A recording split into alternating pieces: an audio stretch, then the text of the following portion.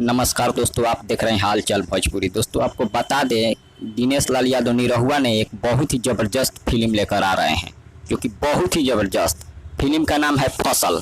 जी हाँ दोस्तों, फसल, जो कि इसका प्रोड्यूसर है प्रेम राय जी और डायरेक्टर है पराग पाटिल जी और राकेश त्रिपाठी इस फिल्म को लिखे हैं, जो कि बहुत ही ज़बरदस्त फिल्म होने वाली है।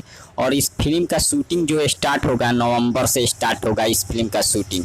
फिलहाल इसका हीरो होंगे निरहुआ, जो कि हीरोइन का अभी अनाउंसमेंट नहीं किया गया है, लेकिन इसका हीरो होंगे निरहुआ, जो कि बहुत ही ज़बरदस्त फिल्म बनने वाली है।